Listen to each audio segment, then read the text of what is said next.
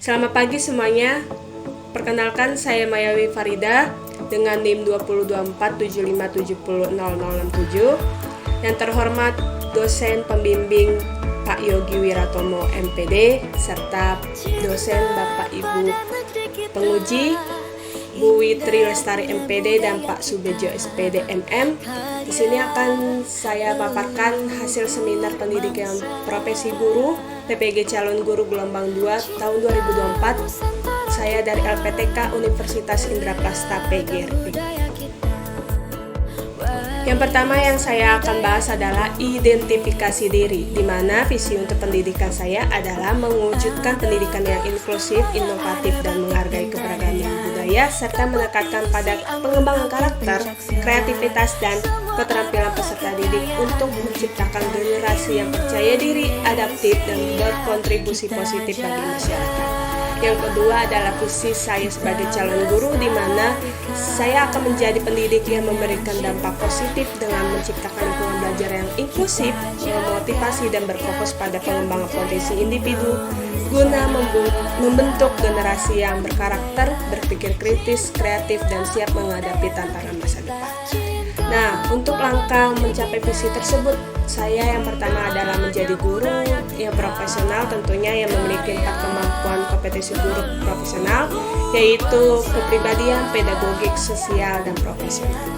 Serta saya akan mengembangkan diri saya secara berkelanjutan, di mana saya akan mengikuti pelatihan, membaca, dan mengikuti teknologi pendidikan. Lalu yang kedua adalah membangun hubungan positif dengan peserta didik, memahami kebutuhan dan potensi secara individu, serta mengintegrasikan nilai budaya dan keberagaman, yang dimana saya akan pembelajaran kontekstual dan berakar budaya. Saya akan berkolaborasi tentunya dengan guru yang lain, serta mengikuti komunitas pendidikan. Sekarang kita akan membahas refleksi pengalaman belajar dari semua refleksi mata kuliah yang sudah saya kerjakan, kemudian saya review lalu direfleksikan pada mata kuliah seminar PPG ini, di mana ada berbagai mata kuliah tersebut yang memberikan gambaran bahwa ada hal yang harus dipelajari dan diterapkan untuk menjadi guru profesional. Sebelumnya ada belasan mata kuliah yang sudah saya pelajari, tetapi saya akan merefleksikan hanya 2 mata kuliah yang sangat memberikan pengalaman bermakna, yaitu yang pertama prinsip pengajaran dan asesmen, yang kedua praktik pengalaman lapangan. Nah, prinsip pengajaran asesmen ini saya mendapatkan bahwa peserta didik merupakan individu yang unik dengan berbagai latar belakang, perkembangan, dan kesiapan yang dimiliki masing-masing peserta didik, sehingga sebagai seorang pendidik pastinya penting untuk mengenal peserta didik dengan karakteristiknya dan kemudian menyusun rancangan pembelajaran dan asesmen yang sesuai dengan karakteristik tersebut, sehingga bisa kita menciptakan pembelajaran yang berpihak pada peserta didik. Pada pembahasan mata kuliah prinsip pengajaran asesmen ini, saya sudah mendapatkan banyak hal, yaitu yang pertama pastinya asesmen diagnostik digunakan untuk mengidentifikasi kompetensi, kekuatan, dan kelemahan dari peserta didik, sehingga hasilnya dapat digunakan guru untuk merujukan dalam penyusunan pembelajaran. Lalu asesmen tersebut dilakukan untuk memetakan peserta didik berdasarkan kemampuannya, sehingga guru dapat mengajar sesuai dengan kemampuan peserta didik. Lalu untuk pendekatan Teaching at Right Level ini atau TARL merupakan pendekatan pembelajaran yang mengacu pada tingkatan capaian atau kemampuan peserta didik, sehingga yang tadi hasilnya asesmen tersebut bisa kita kelola di pendekatan Teaching at the Right Level ini. Lalu selanjutnya ada pendekatan Culturally Responsive Teaching, di mana CRT merupakan pendekatan pembelajaran yang tanggapan budaya.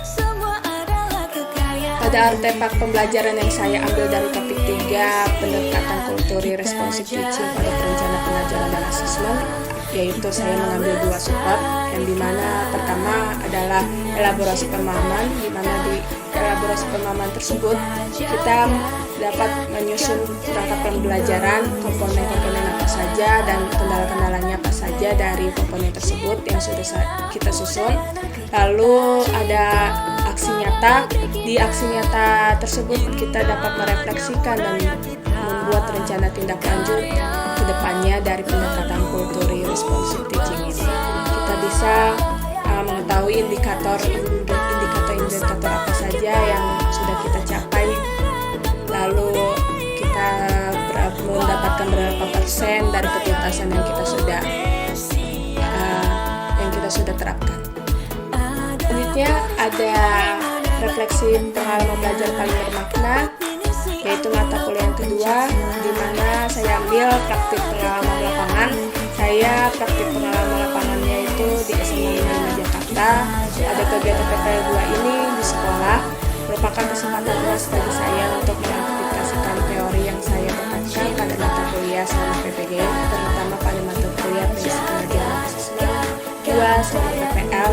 Saya dapat belajar mengelola kelas secara efektif, merancang dan menyampaikan materi pembelajaran yang menarik dan relevan, serta menilai kemampuan siswa dengan berbagai metode. Saya juga merasakan langsung tantangan dan suka duka menjadi seorang guru, mulai dari menghadapi banyaknya beragam karakter siswa sehingga bisa beradaptasi dengan kurikulum yang berlaku dan teknologi.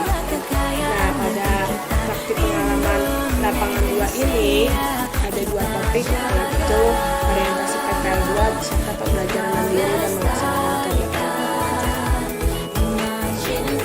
Berikut adalah bukti kegiatan pembelajaran mandiri yang saya sudah terapkan. Ada beberapa dokumentasi yang sudah saya ambil.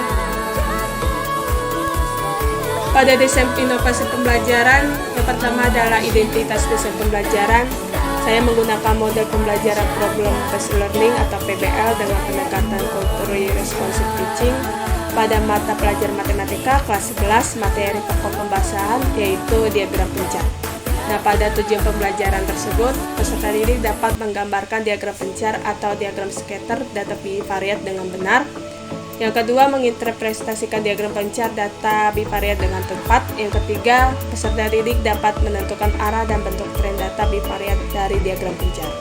Nah, capaian pembelajaran per elemen yaitu analisis data dan peluang.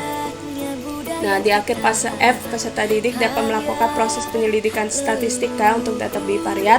Mereka dapat mengidentifikasi dan menjelaskan asosiasi antara 2 variabel kategorial dan antara 2 variabel numerikal. Serta mereka dapat memperkirakan model linear terbaik atau best fit pada data numerikal. Berikut adalah bukti-bukti desain pembelajaran yang saya sudah terapkan. Yang pertama yaitu ada lagu Betawi, video pemantik saya ambil dari penulis Pasabe. Yang selanjutnya ada modul ajar, lalu LKPD yang sudah saya terapkan, serta bahan ajar, PPT materi yang sudah saya buat, lalu video pembelajaran saya mengambil dari YouTube dengan materi diagram pencar, lalu asesmen formatif yang sudah saya laksanakan. Saya akan menjelaskan rencana tindak lanjut yang saya akan terapkan. Yang pertama, ada 3 hal penting yang akan saya lakukan ketika memulai karir saya sebagai guru adalah saya akan membangun hubungan yang positif dan inklusif dengan peserta didik. Saya percaya bahwa pembelajaran yang efektif hanya bisa terjadi di lingkungan yang aman dan nyaman. Yang kedua, saya akan menyusun perencanaan pembelajaran yang benar-benar berpihak pada peserta didik. Artinya, kegiatan belajar harus aktif, relevan, dan kontekstual. Yang ketiga, saya akan mengembangkan karakter dan kompetensi diri secara terus-menerus, karena kita membimbing generasi yang tumbuh dalam era yang terus berubah, maka kita pun harus terus mengembangkan diri. Selanjutnya, sebagai guru profesional, saya akan melakukan yang pertama, mengembangkan diri pastinya dengan cara terus mengasah 4 kompetensi utama yang tadi awal saya sudah jelaskan, yaitu pedagogik, sosial, profesional, dan kepribadian. Yang selanjutnya, saya akan menerapkan pembelajaran yang memerdekakan sesuai filosofi belajar dewantara, artinya membimbing siswa dengan kasih, dengan menjadi teladan, dan memberi ruang agar mereka tumbuh secara alami bukan dipaksa. Yang ketiga, menciptakan ruang kelas yang adil dan inklusif. Artinya semua peserta didik dihargai dengan latar belakangnya masing-masing. Hal ini penting untuk membentuk karakter yang